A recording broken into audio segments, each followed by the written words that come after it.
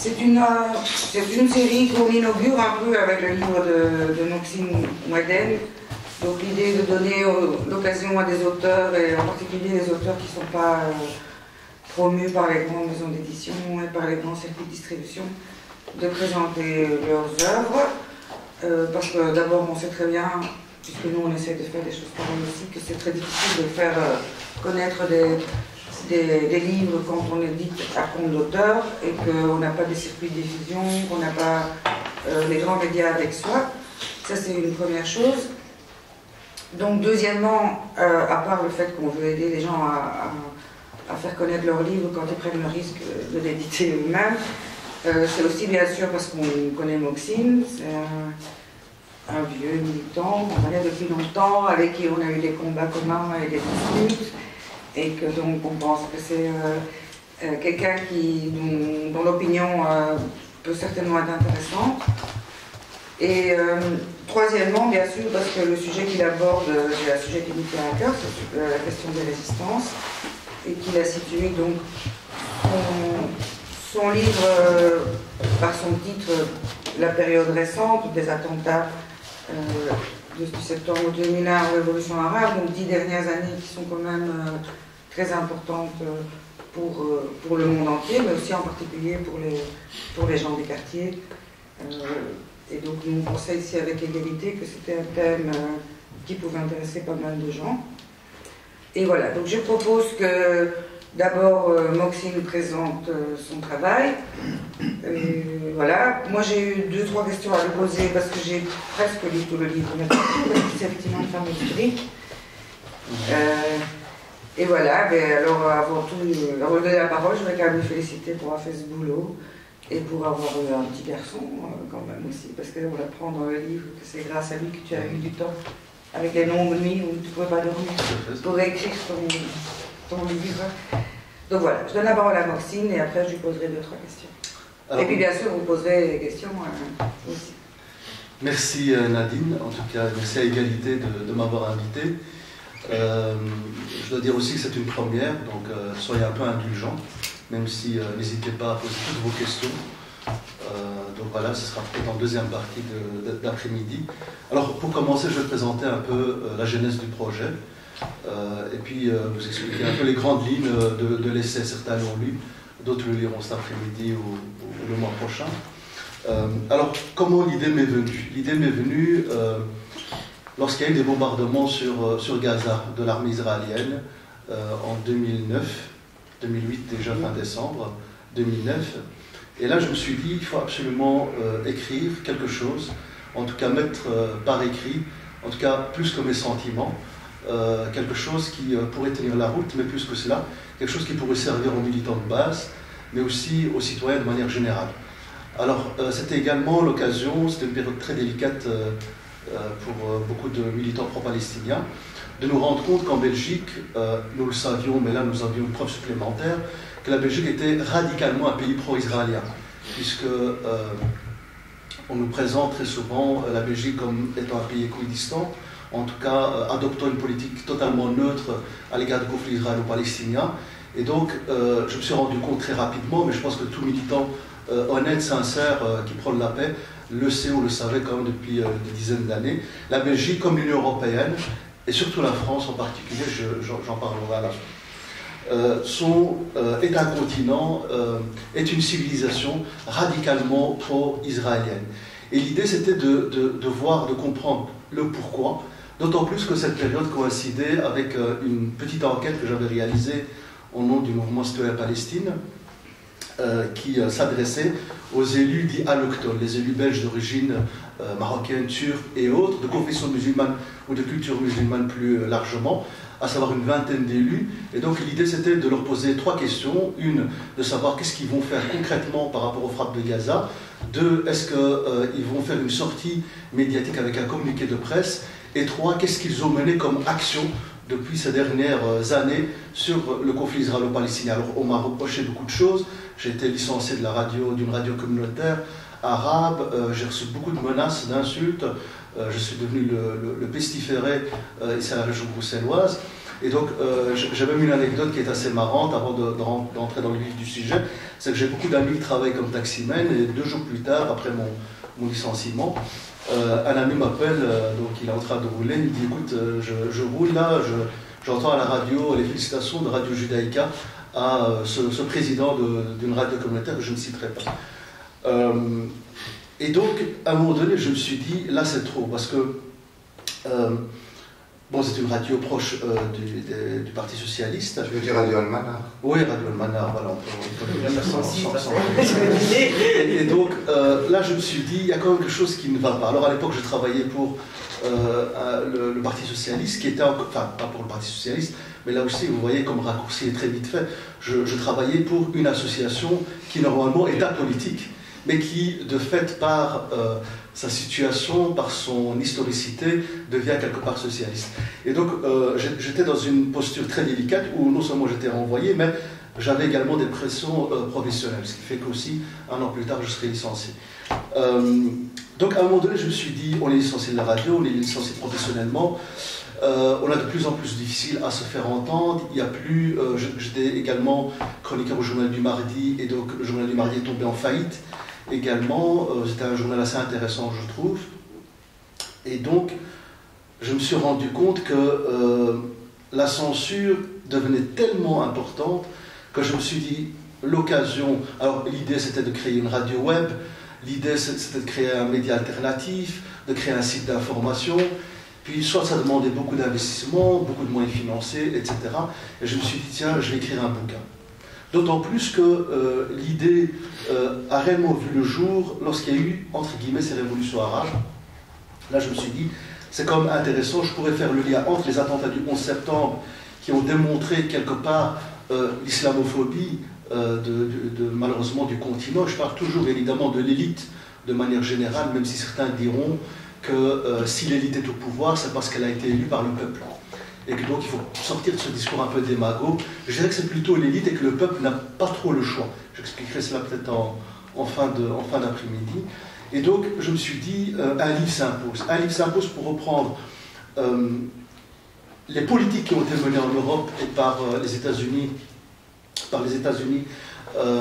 donc à partir de 2001 et même avant, de comprendre pourquoi est-ce qu'on est passé d'un monde bipolaire avec l'URSS et les États-Unis et un monde unipolaire, de comprendre un peu les stratégies du choc des civilisations et balayer un peu cette idée des clashs des civilisations, puisque, comme vous le savez, que ce soit Samuel Huntington ou d'autres penseurs et idéologues, jamais cette thèse des clashs des civilisations n'a été aussi prenante que depuis les attentats du 11 septembre 2001. Et donc l'idée c'était de pouvoir écrire quelque chose qui se conclut non pas par une analyse, si vous voulez, de ce qu'on appelle les révolutions arabes, mais qui se conclurait par un manuel de résistance et de proposition. Et donc je me suis dit, tiens, faire d'une pierre deux coups, parce que faire une analyse sur les 20 dernières années, ou essayer de comprendre les enjeux géostratégiques, essayer en tout cas d'analyser ou de débusquer les doubles discours, ou en tout cas les discours idéologisés, notamment concernant cette posture des clashs des civilisations, devrait nécessairement pouvoir se terminer par une note d'espérance. Alors pas une note d'espérance pour se dire qu'il faut garder de l'espoir, parce que je pense que lorsque vous êtes un militant, lorsque vous êtes un politique noble, lorsque vous êtes de manière une association, lorsque vous mettez sur pied des activités ou des projets, c'est qu'à un moment donné, vous avez de l'espoir. Si vous n'avez pas d'espoir, vous restez chez vous, vous déprimez. Ou alors vous allez déposer une bombe, alors nous, on ne s'inscrit pas dans cette logique-là. Donc quand vous avez de l'espoir, vous participez de manière citoyenne aux politiques. Et donc l'idée, c'était via un ouvrage de concrètement poser un acte fort pour notre génération, mais également la prochaine génération. Et c'est pour ça que je faisais le lien avec mon fils, puisque c'est vrai que ce livre a été écrit très souvent la nuit, tard le soir en tout cas, là où j'avais beaucoup de calme. Et donc l'idée c'était ça, l'idée c'était vraiment d'investiguer, d'analyser cette période trouble où on avait l'impression parfois qu'en Europe on versait dans les années 30. Alors quand je dis ça, souvent les gens trouvent cela excessif. Je prendrai simplement l'article du Vif l'Express qui n'est pas spécialement un magazine pro-islamiste, et loin de là même, qui à un moment donné, il y a 3 ans, avait fait un comparatif entre la situation des musulmans aujourd'hui au XXIe siècle et des juifs des années 20 et un tout petit peu des années 30, mais surtout des années 20.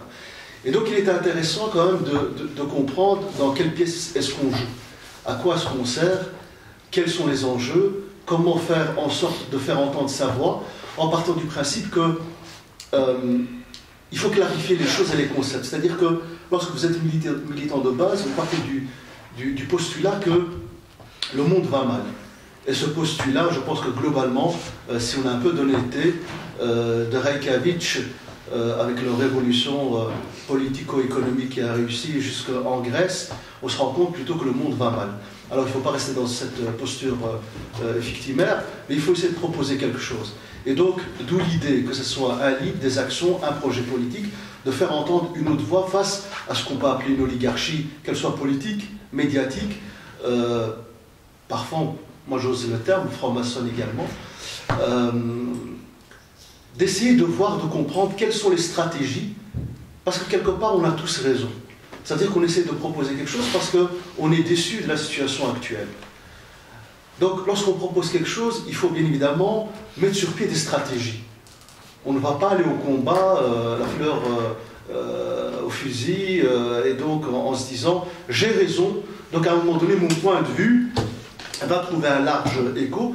C'est totalement faux. Et l'histoire le démontre, que ce soit avec la ségrégation raciale aux États-Unis où les Afro-Américains ont dû attendre les années 70 pour avoir un minimum d'égalité, que ce soit la lutte des Sud-Africains par rapport à l'apartheid qui a duré des décennies, pour ne pas dire un siècle, voire plusieurs siècles, que ce soit aujourd'hui avec le peuple palestinien qui, de manière totalement rationnelle, puisqu'on aime beaucoup parler en Europe et en Occident de rationalisme ou de rationalité, le peuple palestinien a totalement raison. Le problème, c'est que nous ne sommes pas dans la rationalité, nous sommes totalement dans un rapport de force.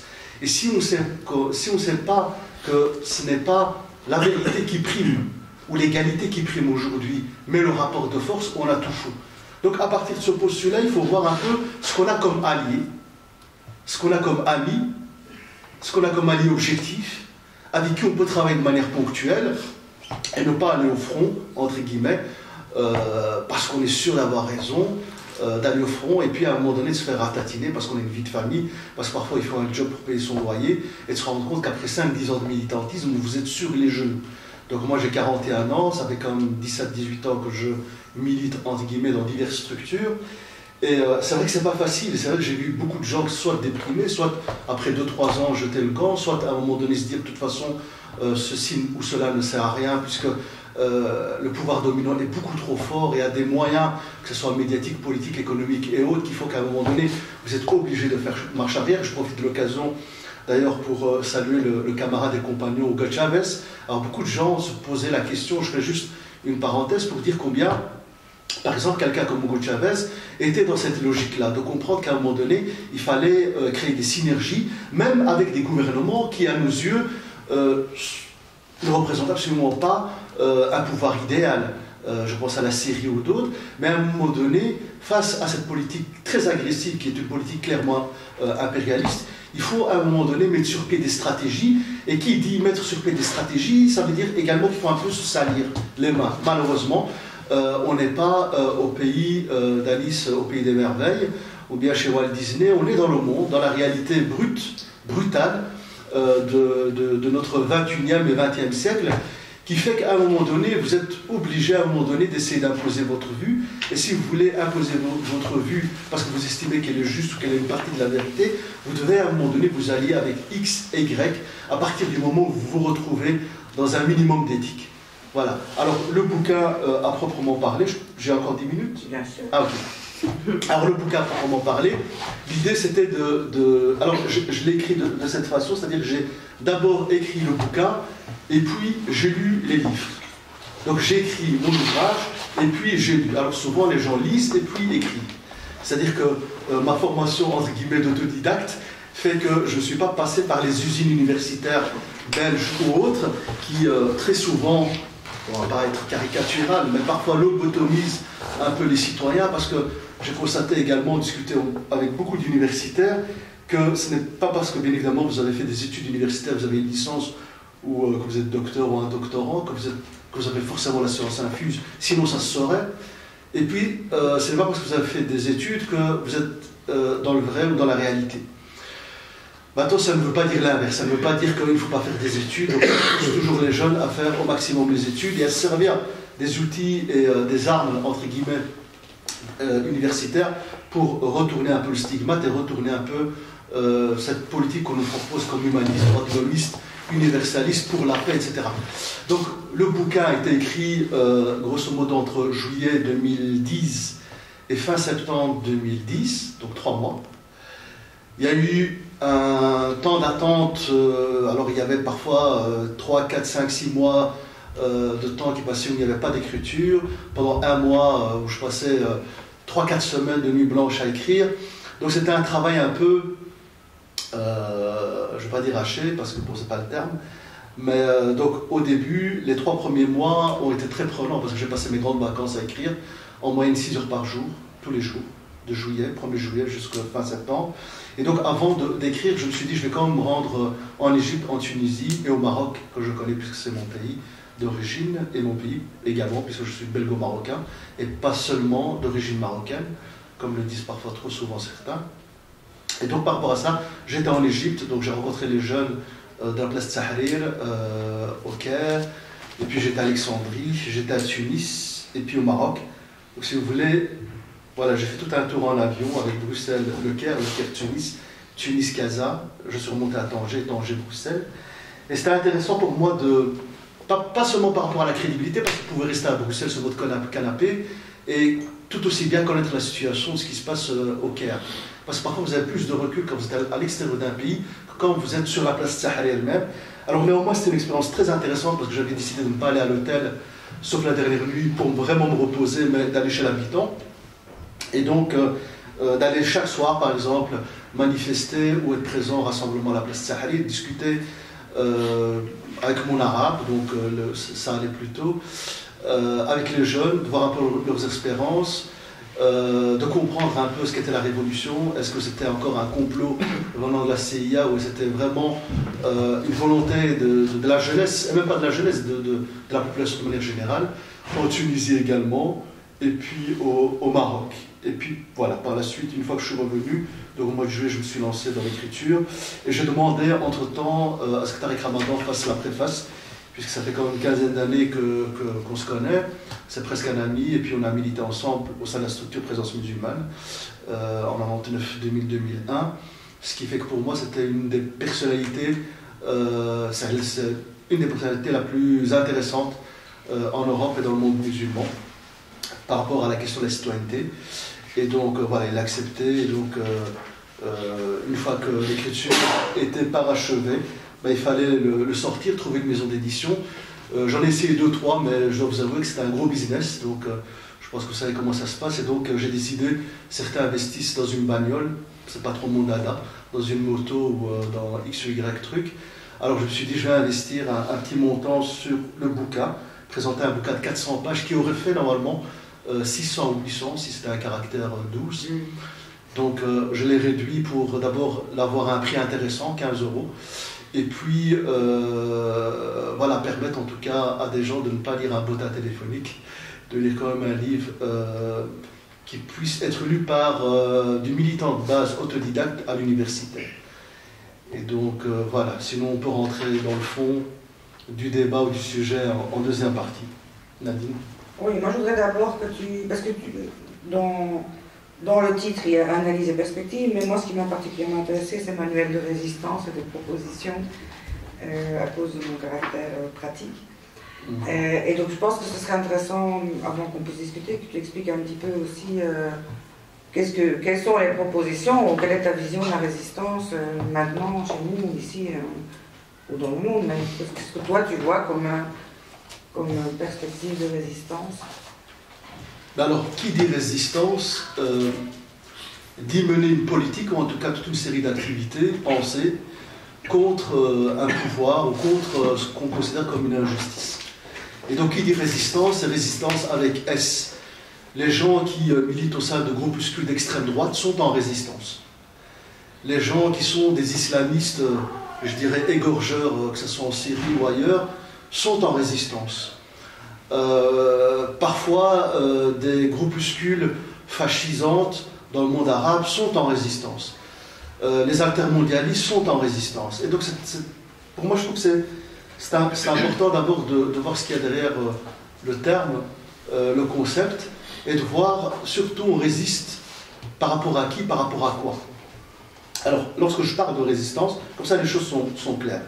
Lorsqu'on parle de résistance, on résiste contre un pouvoir établi, contre une domination qu'on estime tellement nuisible pour la société qu'il faut à un moment donné mettre sur pied une autre politique, des activités, des stratégies, avec une méthode et des partenaires pour essayer d'inverser la tendance et de faire entendre une autre voix, ou en tout cas, si elle réussit, et le meilleur exemple c'était Hugo Chavez, parce que là, il y a eu pas seulement des stratégies, puisqu'il a essayé le coup d'État, ça n'a pas marché, il a essayé d'autres moyens, ça n'a pas marché, il a essayé la voie politique, ça a marché à la fin des années 90.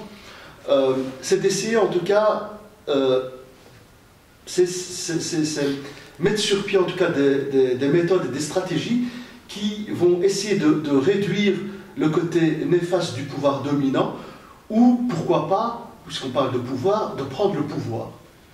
Et très souvent également, mais ça c'est peut-être en deuxième partie, que très souvent malheureusement les gens qui prennent le pouvoir réitèrent les carences que nous constatons. C'est-à-dire, je vais prendre trois exemples, deux ou trois exemples. Je prends l'exemple des Khmers rouges, donc Pol Pot qui vient étudier en France, qui est un francophile, qui retourne chez lui, et puis qui impose une politique, je ne sais pas comment je vais l'appeler, une politique génocidaire, qui massacre 1 million de personnes. Et donc au début, c'est une révolution romantique, c'est un peu comme mai 68, où les gens se disent ouais, c'est génial, on va retourner à la terre, le peuple aura enfin ses droits, etc., etc. Et puis on se rend compte que malheureusement, d'une injustice réelle, étatique, s'en est substituée une injustice encore plus flagrante, qui là, et on peut l'employer, même le terme de génocide. Il y a ça. Il y a également la révolution bolchevique. Alors, on ne peut qu'être d'accord avec la révolution bolchevique. Le tsarisme, le pouvoir oligarque, la puissance des empereurs, des riches, et puis le peuple qui souffre le martyre. Lénine, sa révolution, qui au début était très intéressante, et puis on a constaté malheureusement avec le stalinisme, même avec sa victoire en 1942 à Stalingrad contre les fascistes, qu'il y a eu plus que des dérives. Il y a eu des massacres, des pogroms, il y a eu, je pense, même plus d'1 million d'Ukrainiens qui sont morts de faim, de famine, une famine méthodologiquement préparée, qui fait qu'à la fin, l'URSS, ce qu'on présentait comme la deuxième puissance au monde, en tout cas le monde bipolaire, s'est totalement écroulé politiquement, économiquement, socialement, parce que justement, cette genèse de donner le pouvoir au peuple russe qui souffrait par rapport à l'impérialisme ou par rapport au pouvoir oligarque, fait que des années plus tard, ces mêmes personnes qui étaient censées représenter le peuple l'ont totalement trahi. Le peuple est devenu une menace, et donc toute personne qui émettait une critique était envoyée en Sibérie